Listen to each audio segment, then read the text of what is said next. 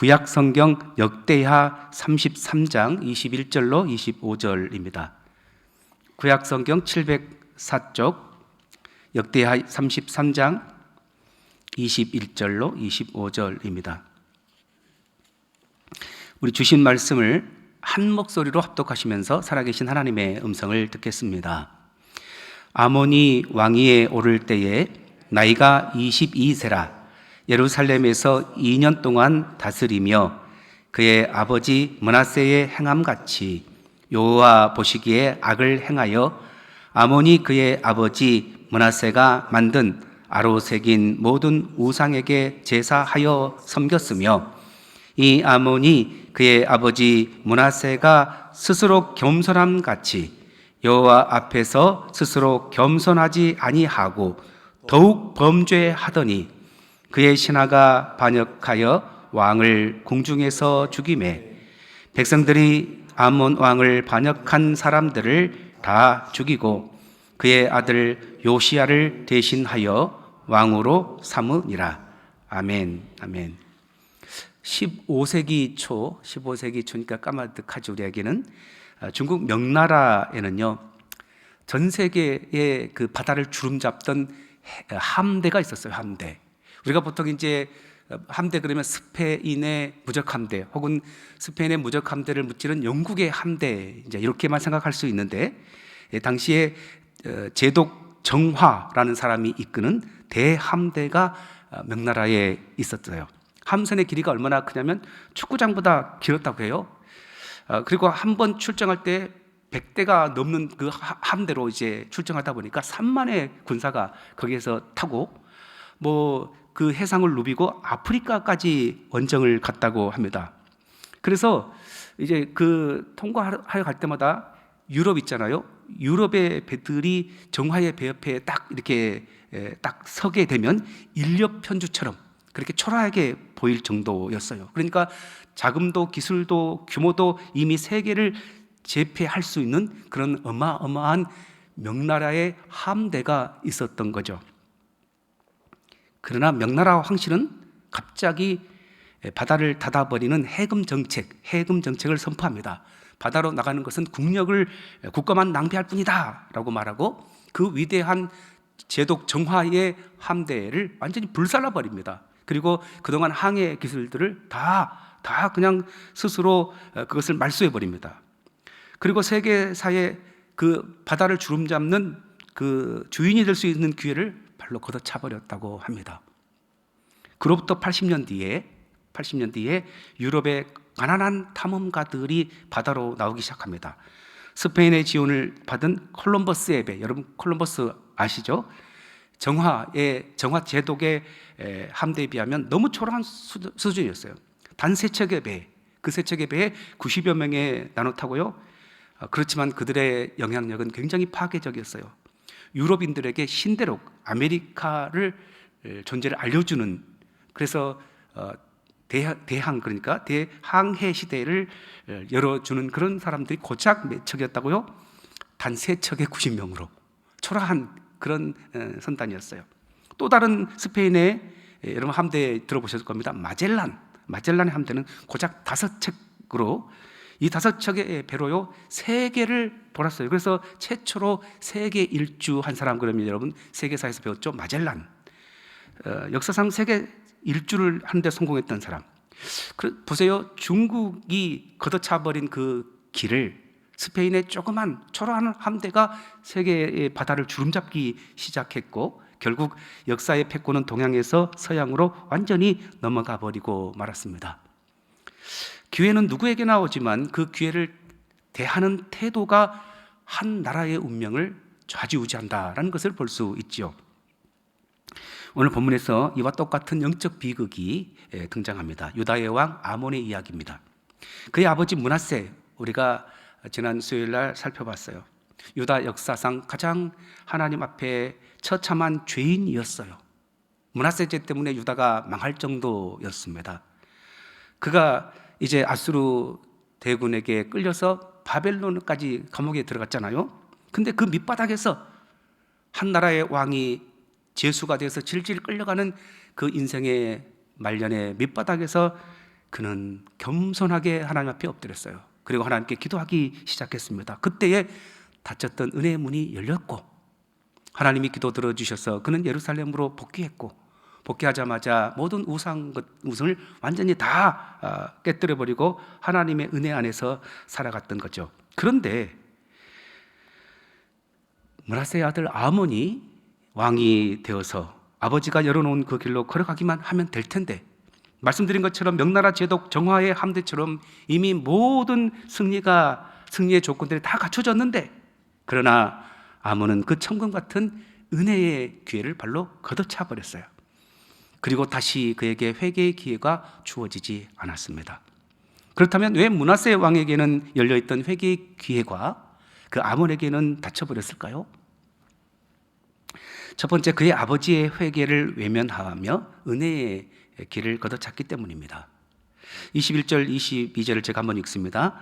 아몬이 왕위에 오를 때에 나이가 22세라 예루살렘에서 2년 동안 다스리며 그의 아버지 므낫세의 행함같이 여호와 보시기에 악을 행하여 아몬이 그의 아버지 므낫세가 만든 아로색인 모든 우상에게 제사하여 섬겼으며. 자, 므낫세는 원래 악한 왕이었어요. 우리가 알잖아요. 그처럼 악한 왕이 없었어요. 그런데 나중에 회개했지 않습니까? 그런데 본문은 아몬이 그 아버지 므낫세의 회개한 이후의 삶이 아니라 회개하기 이전에 악행을 그대로 본받았다라고 분명히 지적하고 있죠. 이것이 바로 아몬의 비극의 출발점입니다. 여러분, 아몬이라는 이름의 의미를 아세요 혹시? 그 이름은 당시 이집트 제국이 숭배하던 최고의 태양신 아몬라를 따온 겁니다. 그러니까 므낫세가 가장 타락했을 때에 성전에 우상을 세우고 악행을 저질렀을 그때에 낳은 아들의 이름을 이집트의 신의 이름을 따서 아몬이라고 지은 것이죠. 그래서 자신의 아들을 이방신의 소유라는 영적 낙인을 찍어버린 것이 바로 므낫세 아버지였어요. 자, 므낫세는 비록 아들에게 이방신의 이름을 붙여주는 실수를 했지만 말년에 그가 회개했지 않습니까? 그 회개하고 난 후에 자기가 아들의 이름을 아몬이라고 붙일 정도로 이방신을 숭배했던 사람이지만 회개하니까 하나님이 전부였다는 것을 깨닫게 됩니다. 그래서 성전에서 우상을 치우고 삶에서 우상을 깨끗이 제거하면서, 그러면 자신이 지어줬던 그 이름을 가진 아들 아몬에게 뭐라고 이야기했을까요? 그렇게 이야기했지 않았을까요? 아몬아, 미안하다. 내가 전에 극악무도 했을 때는 그 태양신이 전부인 줄 알고 너의 이름을 아몬이라고 지었지만 내가 회개하고 돌이켜보니까 다 가짜고 오직 하나님 여호와만 참신이다. 너는 가짜 이름을 버리고 참신 하나님만 믿어야 한다라고 아마 미안하면서 그렇게 이야기했지 않겠습니까? 그러나 아몬은 아버지가 보여준 회개의 세기를 걷는 대신에 자신의 이름에 담긴 우상의 옛길을 선택하게 됩니다. 아버지가 눈물로 닦아놓은 은혜의 길을 조롱하면서 자기 자신의 이름에 어울리는 더러운 우상들을 다시금 들여놓기 시작한 겁니다. 그래서 그의 이름이 아몬이죠. 태양신이었어요. 그러나 그의 영혼은 가장 깊은 흑암 속에 빠져들게 된 것이죠. 그러니까 아몬의 죄는 단순히 우상을 섬기는 것이 아니에요. 아버지가 일생을 바쳐 깨우쳐준 은혜의 길을, 오직 하나님만 참 신임을 분명히 보여주었음에도 불구하고 아버지가 열어놓은 은혜의 길을 닫아버리고 그 은혜를 발로 차버린 것입니다. 부모의 진심 어린 신앙적 변화를 우리 아버지가 늙어서 약해 빠져서 그런 것이다 하고 다시 그 회개 이전에 그 아버지가 따랐던 우상들을 그대로 끌어들인 것이죠. 그의 아버지가 열어준 천금 같은 은혜의 통로를 발로 차버린 것, 그것이 바로 회개의 기회가 닫힌 첫 번째 이유입니다. 자, 그렇다면 두 번째 회개의 기회가 닫힌 이유가 뭐냐? 그가 스스로를 낮추기를 거부하고 겸손의 문을 걷어찼다는 겁니다. 23절에 보니까 이 아몬이 그의 아버지 므낫세가 스스로 겸손함같이 여호와 앞에서 스스로 겸손하지 아니하고, 성경은 아몬의 실패를 굉장히 확실하게 한 문장으로 말해주죠. 뭡니까? 겸손하지 아니하고라는 것입니다. 하나님께서는 겸손한 자를 찾으십니다. 여러분, 성경을 보면 인간의 여러 조건을 따질 때 하나님께서 네가 죄를 범했냐 안 했느냐 이것을 보기보다도 네가 마음을 낮추고 겸비하냐 안 하느냐를 따지는 것을 볼 수 있었죠. 말씀드린 것처럼 므낫세가 얼마나 악하고 정말로 보잘것없는, 그래서 하나님께서 마침내 유다를 심판할 때에 저 므낫세 때문에 내가 유다의 문을 닫는다라고 말할 정도였는데, 그래서 그가 갈고리로 깨어 바벨론에까지 끌려갔잖아요. 아수르 군대에 의해서. 자, 그러니까 그는 도저히 용서받을 수 없는 자였어요. 그런데 그 감옥에서, 바벨론 왕국의 감옥에서 그가 하나님 앞에 엎드렸습니다. 겸손한 겁니다. 그때에 하나님께서 그의 기도를 들으신 것이죠. 또 북이스라엘, 지금 유다 왕국을 우리가 살펴보고 있는데요, 북이스라엘의 가장 패역한 우상 숭배자 그러면 아마 여러분 누가 떠오를지 모르겠지만 아합이란 사람, 아합 왕이었어요. 이세벨, 벳발의 딸 바알을 숭배자 이세벨을 왕비로 맞은 아합이잖아요. 얼마나 그가 하나님 앞에 패역을 저질렀는지 몰라요. 그런데 이 아합 왕이 하나님의 심판의 경고를 듣고 옷을 찢고 풀이 죽어 다닐 때에 하나님께서 그 풀이 죽어 다니는 옷을 찢은 그 모습을 보고서 엘리야에게 이렇게 말씀하셨습니다. 열왕기상 21장 29절 상반절에 아합이 내 앞에서 겸비함을 내가 보았느냐? 그가 내 앞에서 겸비함으로 내가 재앙을 저의 시대에는 내리지 아니하고. 여러분, 하나님은 죄는 미워하시지만 죄인이 겸손하고 회개할 때 그 죄인은 사랑하시는 자비의 아버지인 줄 믿습니다. 자, 그런데 아몬은요, 므낫세와 아합이 보여준 그 기적의 열쇠, 그건 뭡니까? 겸손함이에요. 회개하는 것이잖아요. 그것을 거부해버렸어요. 아몬은 왕이라는 권자에 취해서 하나님이 만왕의 왕 만주의 통치자가 되심을 거부했어요. 여러분, 생사화복을 주관하신 분이 누구십니까? 하나님이세요. 우리가 아무리 건강하다 할지라도, 우리가 아무리 지위가 높다 할지라도, 우리가 많은 보화 재물을 가졌다 할지라도요, 우리의 호흡 하나, 우리의 심장 박동 하나도 하나님의 허락 없이는 뛰지 못하는 것입니다. 왜요? 하나님이 창조주이시고 우리의 생명의 주관자이신 것이죠. 하지만 아몬은 자기가 왕이라는 이유 때문에 자기가 세상 모든 권력을 가진 것처럼 하나님 앞에 빳빳하게 고개를 쳐들고 숙이지 않았어요.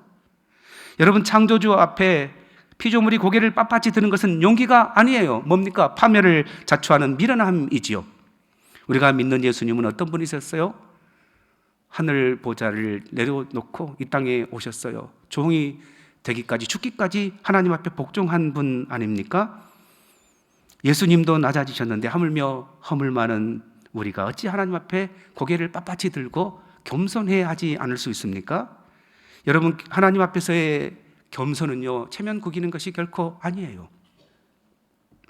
그래서 우리의 진짜 인생의 주인이 내가 아니라 하나님인 것을 아는 사람은 하나님의 이름 앞에 엎드리고 겸손하고 또 하나님 앞에 부르짖어 기도할 수 있는 줄 믿습니다. 오늘 아몬은요, 하나님 앞에 겸손하지 않았어요. 그의 아버지가 겸손했을 때에 하나님께서 은혜의 길을 열어주셨음을 알고도 그는 빳빳이 고개를 들고 회개하지 않고 겸손하지 않을 때에 그에게 회개의 문은 닫혀버린 거죠. 마지막 세 번째, 죄를 더하여 하나님의 인내를 걷어찼기 때문입니다. 23절 24절을 다시 한번 읽어보면, 이 아몬이 그의 아버지 므낫세가 스스로 겸손함같이 여호와 앞에서 스스로 겸손하지 아니하고 더욱 범죄하더니, 더욱 범죄하더니라고 말씀하고 있어요. 우리가 흔히 하나님에 대해서 오해할 때 하나님의 인내는 한이 없고 하나님은 무한정 기다리는 분이라고 그렇게 생각할 때가 종종 있어요. 맞습니다. 하나님은 인내하시는 분이세요. 기다려주시는 분이세요. 하지만 오늘 본문은요, 아주 서늘하고 엄중한 진실을 가르쳐주고 있죠. 하나님의 자비는 무한하지만 그럼에도 불구하고 하나님의 정해진 기한이 있다는 것입니다. 잠언 29장 1절은 이렇게 우리에게 경고합니다. 자주 책망을 받으면서도 목이 곧은 사람은 갑자기 패망을 당하고 피하지 못하리라. 그러니까 여러분, 아몬이 이 말씀에 살아있는 증인인데 아마 아몬은 속으로 이렇게 생각했을지도 모르겠어요. 그 아버지 므낫세가 왕위에 55년 동안 있었거든요. 반세기죠. 그러니까 아버지 므낫세가 그렇게 패역하고 악을 행하면서도 55년 동안이나 왕위에 있었는데 나도 뭐 별일 있을까? 나에게도 얼마든지 시간은 많아. 이렇게 착각할 수도 있었을지도 모르겠어요. 그러나 여러분, 모든 기한은 누가 정하는 것입니까? 예, 하나님이 정하신 거예요. 아몬이 왕위에 오른 때가 22세였어요. 얼마나 혈기왕성하고 건강한 그런 사람입니까? 아마 그는 아버지가 55년 동안 왕위에 있었으니까 그도 22세에서 왕위에 올랐으니까 50년은 충분히 왕노릇할 수도 있었는지도 모르겠어요. 그런데요, 하나님의 인내를 시험하면서 고개를 숙이지 않고 겸손하지 않았던 아몬에게 돌아온 것은 뭐예요? 그 므낫세에게 주어졌던 바벨론의 고난조차도 그에게 주어지지 않았어요. 갑작스런 죽임당하는 그런 패망이 있었을 뿐입니다. 하나님은 므낫세는, 그의 아버지 므낫세는 반세기가 넘는 시간을 기다려주셨어요. 그러나 회개의 기회를 발로 차버린 아몬은 단 2년의 시간만 허락해 주신 겁니다. 2년은 730일이죠. 그 짧은 시간이 흐른 뒤에 은혜의 문은 예고도 없이 쾅 닫히고 말았습니다. 신하들이 반역을 일으켜서 궁중에서 그를 살해해 버린 거죠. 아몬은 자기가 죽어갈 때 칼에 맞고 숨이 넘어가는 순간에 이렇게 깨달았을지도 모르겠어요. 아, 나에게는 아버지와 같은 내일이 없구나. 여러분, 회개에도 골든 타임이라는 것이 있어요. 모든 것이 다 타이밍이 있는 거잖아요. 누구에게 선을 행할 것도 타이밍이 있어요. 예수 믿으라고 전할 수 있는 것도 타이밍이 있어요. 올해 지나가기 전에 여러분, 예수 믿으라고 전하는 우리가 되시기 바랍니다. 서기 79년, AD 79년 이탈리아의 폼페이, 여러분 기억하실 겁니다. 베수비오 화산이 폭발하기 전에 땅이 막 흔들리기 시작했어요. 그리고 그곳에서 연기가 막 피어오르는 징조라고 하죠. 징조가 여러 번 있었어요. 그래서 지혜로운 사람들이 아무래도 이건 무슨 일이 있겠구나 하고 짐을 싸서 그곳을 떠났어요. 그런데 훨씬 더 많은 사람들은 이전에도 이런 일들이 있었잖아. 땅이 흔들리고 이전에도 뭐 연기가 피어오른 적이 있었잖아. 그러니까 괜찮을 거야. 일상의 쾌락을 즐기고 있을 때에 단 몇 분 만에 화산재가 그곳을 폼페이를 완전히 덮쳐버려서 그곳에 갇혀 죽게 된 것입니다. 여러분, 영적인 원리도 이와 같습니다. 하나님이 주시는 말씀이 있죠. 또 하나님께서 주시는 경고가 있어요. 그러나 계속해서 자주 책망을 받으면서도 목이 곧은 사람은요, 갑자기 패망을 면하지 못할 것입니다. 여러분, 우리 가운데 환경을 통해서, 말씀을 통해서, 또는 가족을 통해서, 동료를 통해서 우리 가운데에 말씀하시는 것은요, 하나님께서 우리를 살리려는 비상벨과 같은 것입니다. 그런데 이 비상벨을 무시하고 계속 미적거리거나 또 머뭇거린다면 돌이키고 싶을 때도 기회가 주어지지 않는 것입니다.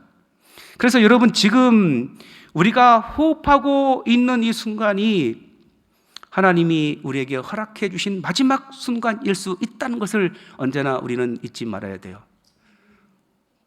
한평생 앞으로 20년, 50년 더 살 수 있을 거라고 생각하지만요, 당장 내일이라도 부르면 우리는 이 세상 홀을 털어버리고 가야 되지 않겠어요? 그 젊은 아몬이, 전도 창창한 젊은이가 22세의 왕위에 올라서 2년 동안 왕노릇하다가 24세에 죽임을 당할 줄 누가 알았겠습니까? 우리는 그래서 내일 회개하겠다. 이것은 마귀의 속삭임이에요. 뭐 이번 달 못하면 다음 달 하면 되지. 이것도 마귀의 속삭입니다. 여러분, 다치기 전에 은혜의 문을 향해 달려가는 우리가 되시기 바랍니다. 말씀을 맺습니다. 아몬은 하나님이 주신 천금 같은 은혜 받을 회개의 기회를 제 발로 걷어차버렸어요. 그리고 역사 속으로 그냥 사라져버리고 말았죠. 그의 최후는 비참했습니다. 허망했습니다. 25절을 보십시오. 백성들이 아몬 왕을 반역한 사람들을 다 죽이고 그의 아들 요시야를 대신하여 왕으로 삼으니라.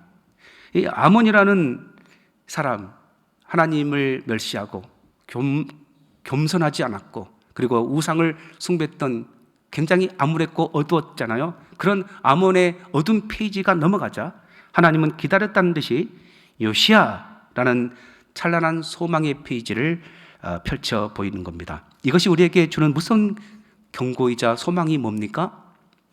여러분, 내가 회개하지 않고 목을 뻣뻣하게 세우면요, 하나님은 나라는 촛대를 그냥 옮겨버려요.